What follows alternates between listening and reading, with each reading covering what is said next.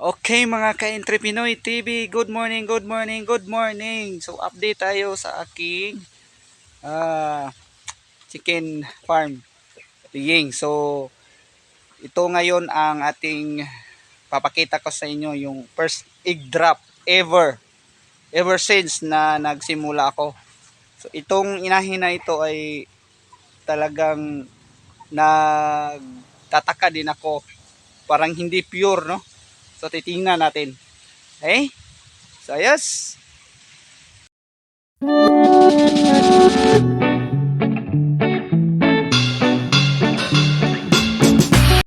Ayan loads, ayan mga boss, mga ka-entry, no?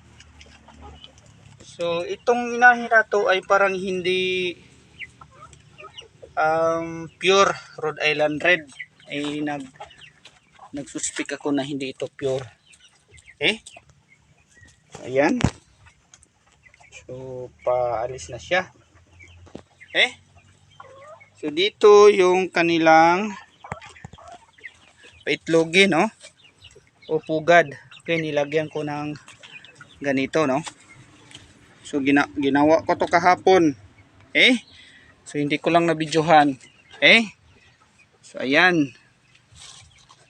Okay. Ay nako, scam. Ay, oh hindi. Haha. Ito pala, no? Akala ko scam eh. So ito yung aking katian. Itlog ito ng native na luwano. So itong na itlog. So nilagay ko lang dito, no? Kasama ito sila. Pero ginawa ko to kahapon. So ito yung itlogan ko ay basket na plastic. Okay, so first egg drop. Okay, tingnan natin kung malaki ba. So maliit, piwi. Okay, so ganun naman siguro, no, nung unang egg drop. Okay, so piwi, maliit. So congratulations sa atin mga ka-entry. Napakasaya ko, no? So ngayon lang ko nakapagpa-egg drops ever since simula nung nag-alaga ako ng Rhode Island Red, Decalb at Dominant 159 ang ano nito, no?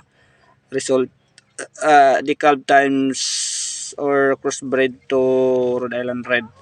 Okay, so ito ang kanilang itlog. So ito din ang inahin ay nagsuspek ako na hindi pure. Kasi titingnan natin yung palong niya ay parang huluano. So yung first batch ay hindi pa nangitlog. Ito ay second batch. Siya unang nangitlog. Pero titingnan natin. Kayo na mga ka-entry sabi o mag-comment kayo dyan kung sa tingin nyo ay ito ay pure or tawag nito may lahing luwano. Kasi sa palong pa lang ako nakatingin parang may lahing luwano. Pero yung tindig niya, yung balahibo niya ay Rhode Island Red, di ba? Pero yung tindig niya ay mababa lang siya, no? Yung mga paan niya ay mga mababa lang siya, no? Pandak. So ayan mga ka-entry, kayo na sinong mga expert dyan, patulong naman po kung ito ay may lahing luwano. So siya ang nag-egg drop una yung first batch hindi pa, no? So ayan, ito yung kanyang itlog. Piwi, tama naman, no? Kasi first egg drop, may pa, may dugo pa kasi V pa siya yan, B, virgin. Ayan, no? So ang ganda ng kanilang paitlogin puga dito, no? Kasi nilagyan ko ng harang Diyan mayroon ng GI, dito din harang. Nilagyan ko ng sako, pero nilagyan ko ng may pintuan dito. Ito, no? So ayan mga ka entry, no? So ano ba kunin natin? So ito lang muna ilalagay natin yung itlog niya. Okay? So itong itlog sa uluwano ay kunin ko na. So, meron din ako nilagay dito ay pang anong tawag sa Tagalog, hindi ko alam tawag sa Tagalog nito.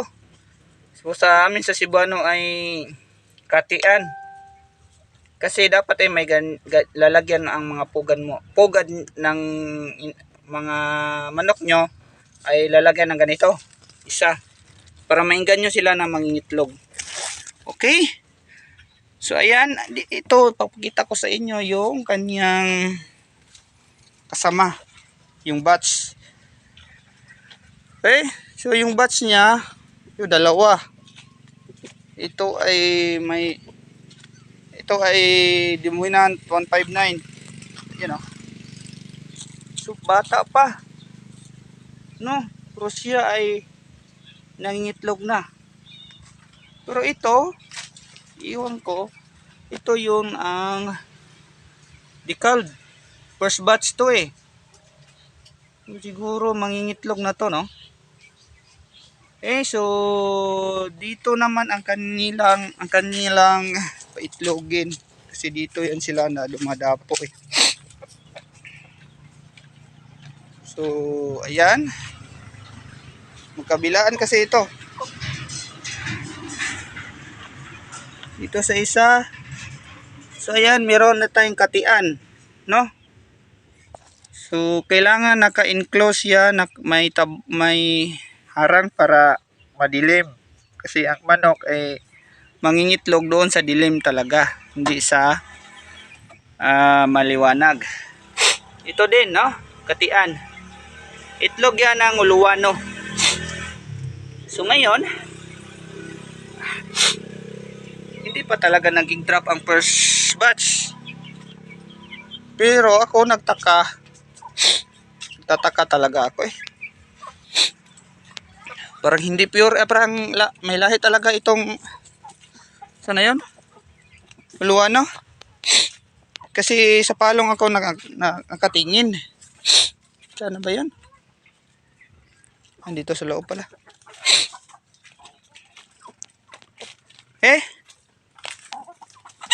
Oh yan. Yan, nangitlog na siya. Yan oh. Siya yung unang nag-drop. Second batch. Pero ang pagitan naman yan weeks lang. Kasi sa pag itlog niyan every week ako noon nag-harvest ng sisiw. 5 peraso. So kasama siya siguro sa second week.